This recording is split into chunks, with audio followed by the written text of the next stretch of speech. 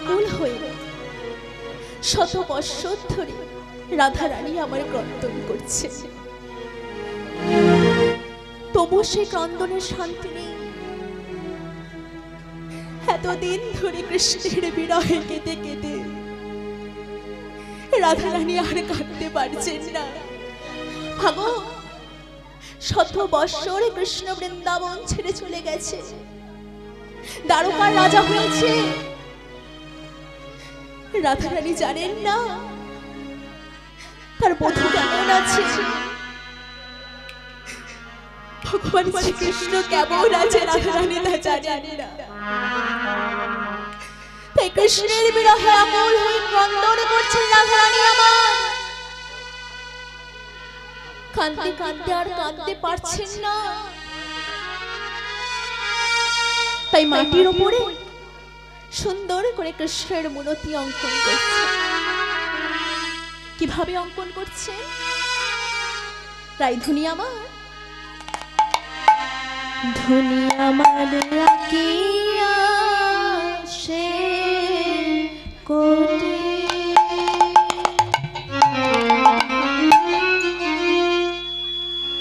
পরাইল ধটি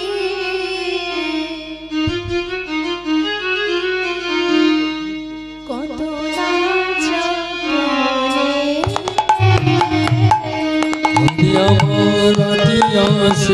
কোটি পরাইল ধটি কত না যত তেরি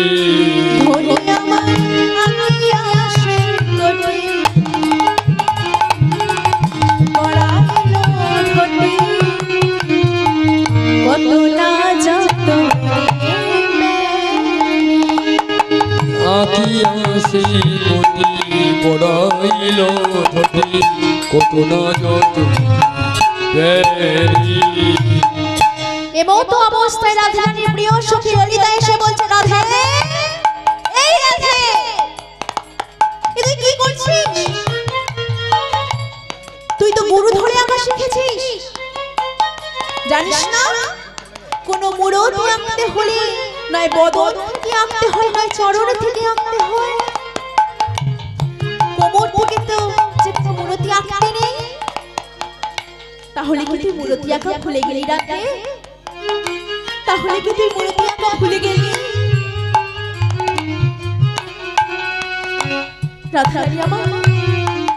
রাধা রানী আমারে কেঁদে কেঁদে বলেছে, ওরে ললিতা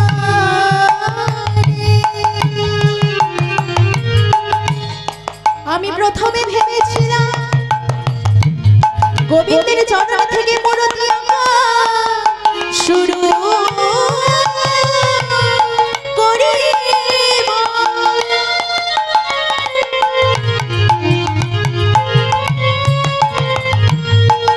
কিন্তু আমি আমার মনে ভেবে গেলাম যদি প্রথমে গোবিন্দের চরণের খানা এঁকে দিই আর সেই চরণে বিচিত্র গোবিন্দ যদি ব্রজ ছেড়ে চলে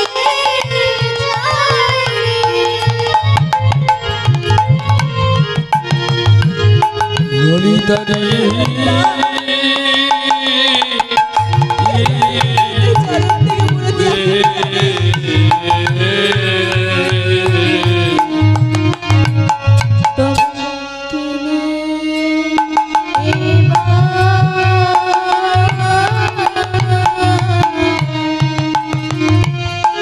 প্রাণে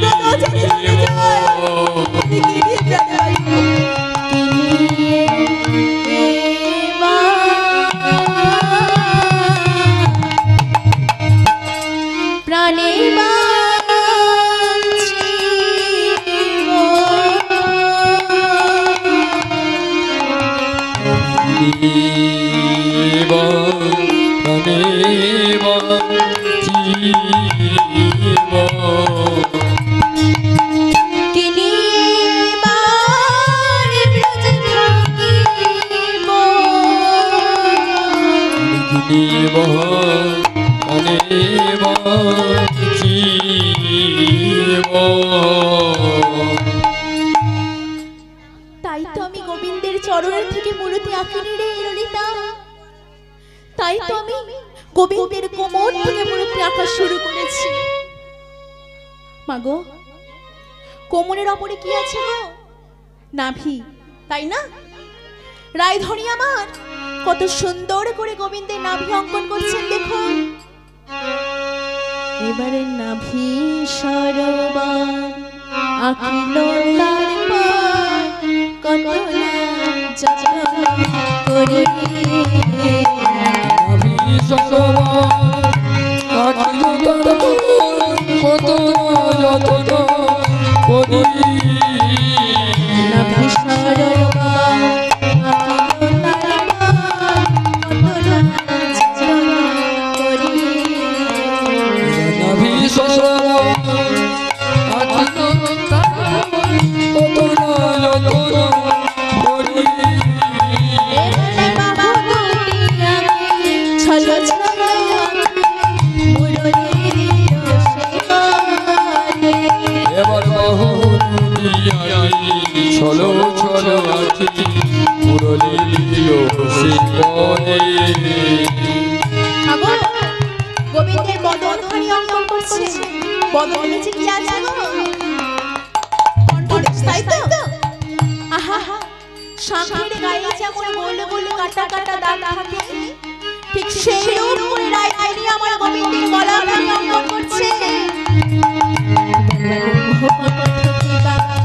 অনুপম শোভা বদন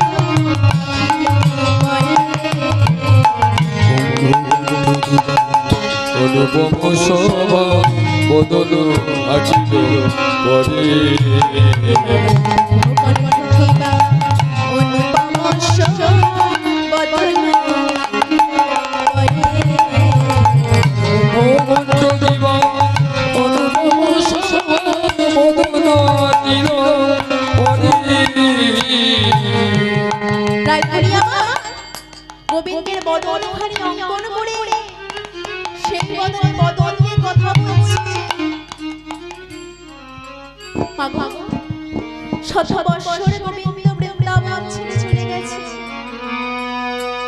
রায়ধনী জানেন না তার বধূ কেমন আছে। তাই বধূর বিরহে কাঁদতে কাঁদতে রায়ধনী আমার কত সুন্দর গোবিন্দের বদনখানি অঙ্কন করলেন। আর পাশেই দাঁড়িয়ে ছিলেন পদকর্তা যদুনাথ দাস। তিনি কি বলে উঠলেন? এবারে যদুনাথ রে কয়, ও হে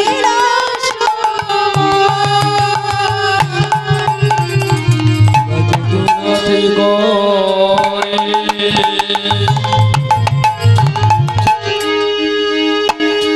ওহে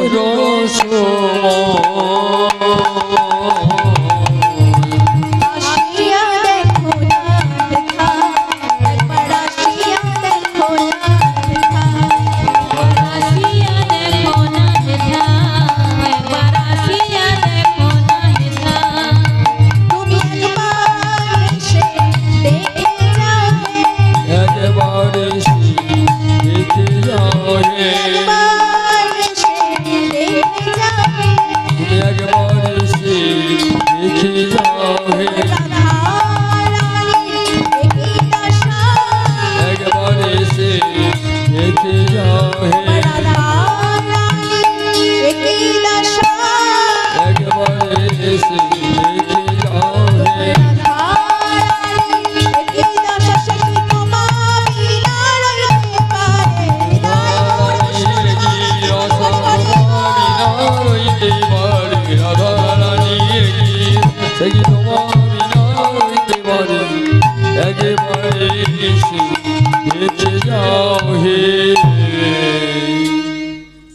রায়ধনী আমার কৃষ্ণের বিরহে আকুল হয়ে ক্রন্দন করছে।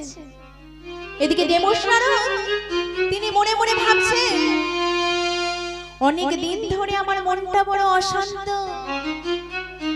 সত্যিকার কৃষ্ণ প্রেম, কৃষ্ণ ভক্তি কোথায় গেলে পাবো? তাই দেবশ্রারদ কি করছে গো? দেবশ্রারদ এই কনে বসিয়া নারদ চিনতে মনে মনে, এই কোণে বসিয়া নারদ চিনতে মনে মনে, নারদ চিনতে মনে মনে, এবারে কোথা রহে কৃষ্ণ প্রেমে পাইব কেমনে, কোথায় কৃষ্ণ প্রেম পাইব কেমনে, এবারে কোথা রহে কৃষ্ণ প্রেমে পাইব কেমনে, এবার কোথায় রহে কৃষ্ণ প্রেম পাইব কেমনে, কোথায় গেলে পাবো গো, কোথায় গেলে পাবো গো, কোথায় গেলে পাবো গো, কোথায় গেলে পাবো গো, কৃষ্ণ প্রেমে ভক্তিরাম, কোথায় গেলে পাবো গো, কৃষ্ণ প্রেমে ভক্তিরাম, কোথায় গেলে পাবো গো, কৃষ্ণ প্রেমে ভক্তিরাম। মাগো দেবসেনাদের বাহন কি গো? গরু গরু, গরু। হ্যাঁ দেবসেনাদের বাহন গরু কি গো মা? দেবসেনাদের বাহন কি? মাগো ঢেকি জানেন তো? ঢেকি জানেন না? আগে আগে ছিল ঢেকি। দেবসেনাদের বাহন হচ্ছে ঢেকি। তাই ঢেকিতে করে ঢেকি নিয়ে বলছে, চল তো ঢেকি, আমায় নিয়ে চল তো। কোথায় গেলে আমি সত্যিকার কৃষ্ণ প্রেমী কৃষ্ণ ভক্তি পাবো?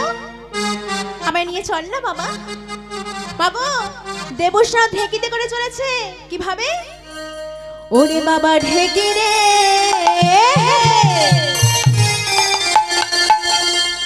চল না একবার বৃন্দাবনে যাই। বাবা ঠিকই রে, চল না একবার বৃন্দাবনে যাই। বাবা ঢেকি রে, চল না একবার বৃন্দাবনে যাই। বাবা ঢেকি রে, চল রে আমার বৃন্দাবনে যাই। বৃন্দাবনে ভক্ত যাজক কৃষ্ণ গুণগান, কৃষ্ণ প্রেমে ভক্তা বেশি থাকে বাবা ঢেকি রে, চল চল না একবার বৃন্দাবনে যাই। বাবা ঠিকই রে, চল না একবার বৃন্দাবনে যাই।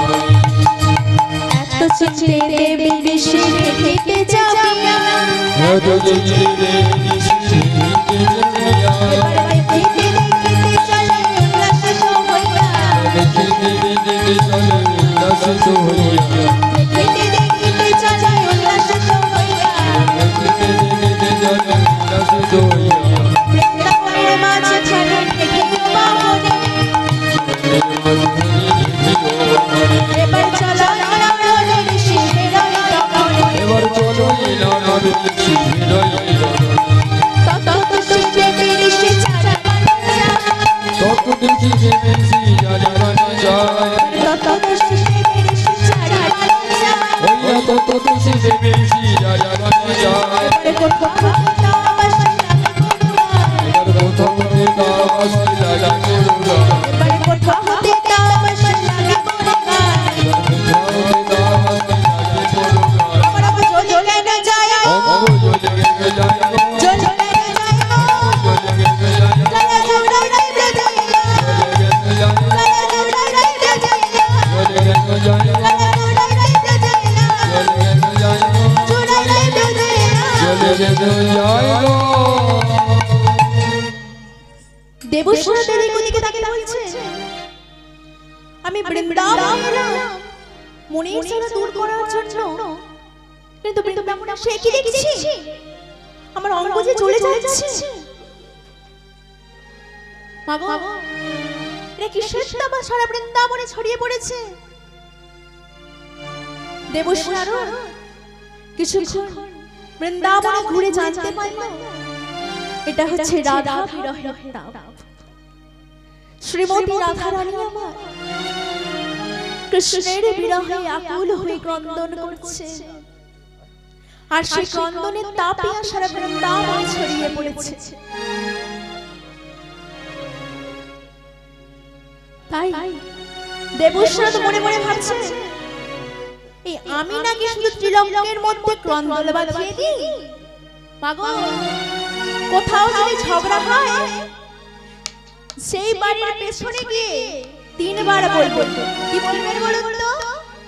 নারদ নারদ নারদ, ব্যাস চলে আসবে। দেখবেন সারা দিন ঝগড়া হবে আর থামবে না। কিন্তু এটা কিন্তু নিজেদের মধ্যেই করবেন, অন্যদের বাড়ি কিন্তু করবেন না, নিজেদের মধ্যে করবেন, তবে হবে। দেবশ্রাও মনে মনে ভাবছে আমি নাকি তিলকের মধ্যে শুধু কন্দল বাঁধিয়েছি, আমার নাম নারদ, আমি কি সবসময় মন্দই করি না, আমি কিছু ভালো কাজ তো করতে পারি। আজ রাধা গোবিন্দের মিলন ঘটিয়ে দেখিয়ে দেব যে নারদ কিছু ভালো কাজ করতে পারে। তাই নারদ বীণাকে হাতে নিয়ে বলছে, বলতো বীণা, এই বীণা যন্ত্র আমি কেবলমাত্র কৃষ্ণ নাম করে এসেছি, তো যে কৃষ্ণ তার রাধাকে এত কষ্ট দেয়, সে কৃষ্ণ নাম যে আমি আর করবো না রে বীণা, সে কৃষ্ণ নাম যে আমি আর করবো না। বল না বীণা, বল না সেই জনম দুঃখিনী রাধা রানীর নাম একবার বল। বলো বলো যন্ত্র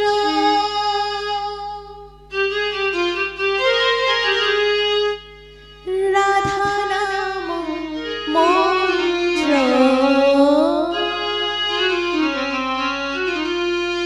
জাগো জগব্রত কিছু নাহি, বলো বলো যন্ত্র রাধা নাম মন্ত্র, জাগো জগবত কিছু নাই আর। বলো বলো যন্ত্র রাধা নাম মন্ত্র, জাগো জগব্রত কিছু নাহি আর। বলো বলো যন্ত্র রাধা